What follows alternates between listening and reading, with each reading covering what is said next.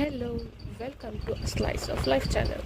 ಇವತ್ತು ನಾನು rosemary water ನನಗೆ ಅಂತ ರೆಡಿ ಮಾಡ್ಕೊತಾ ಇದ್ದೆ. ಸೊ ಅಂದ್ಕೊಂಡೆ ನಿಮ್ಮ ಜೊತೆಗೂ ಶೇರ್ ಮಾಡ್ಕೊಳ್ಳೋಣ ಅಂತ.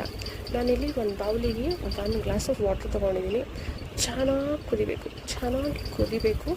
ಕುದ್ಮೇಲೆ ಇದಕ್ಕೆ ನಾನು ರೋಸ್ಮೇರಿನ ಹಾಕ್ತಾಯಿದ್ದೀನಿ. ಇಲ್ಲಿ ಏನಂತ ಹೇಳಿದ್ರೆ ಇದು ತುಂಬ healthy for your hair. So ನಾನಿಲ್ಲಿ 2 spoons of rosemary dry leaves ತೊಗೊಂಡಿದ್ದೀನಿ.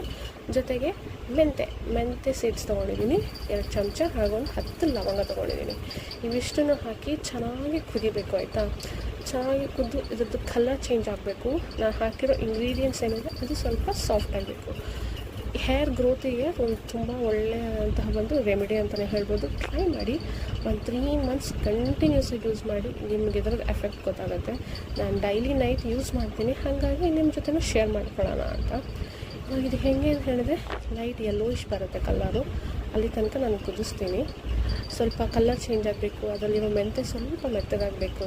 ಇದನ್ನು ಆಫ್ ಮಾಡಿಬಿಟ್ಟು ಒಂದು 2 ಮಿನಿಟ್ಸ್ ಕೂಲ್ ಡೌನ್ ಆಗೋಕ್ಕೆ ಒಂದು ಪ್ಲೇಟ್ ಮುಚ್ಚಿಟ್ಟು ಬಿಟ್ಬಿಟ್ರೆ ಅದರದ್ದೆಲ್ಲ ಅಂಶನೂ ಆ ನೀರಲ್ಲಿ ಬಿಟ್ಕೊಳ್ಳುತ್ತೆ. ತುಂಬ ಚೆನ್ನಾಗಿ ಹೇರ್ಗೆ ಯೂಸ್ ಆಗುತ್ತೆ. ಇವಾಗ ನೋಡಿ ಎಲ್ಲ ತಣ್ಣಗಾಗಿದೆ. ಇದನ್ನು ನಾನಿವಾಗ ಶೋಧಿಸ್ಕೊಂಡು ಸ್ಟ್ರೈನ್ ಮಾಡಿಕೊಂಡು ನಾನು ಒಂದು ಸ್ಪ್ರೇ ಬಾಟಲಿಗೆ ಹಾಕಿಡ್ಕೊತೀನಿ. ಎವ್ರಿ ನೈಟ್ ಸ್ಕಾಲ್ಪಿಗೆ ಹಾಕಿ ಮಸಾಜ್ ಮಾಡ್ಕೊತೀನಿ. One of the best remedy ಅಂತ ಹೇಳ್ಬೋದು. ಪ್ಲೀಸ್ ಡೂ ಟ್ರೈ, ಆಯಿತಾ.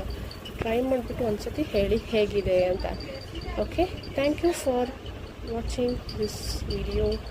Please do like and subscribe.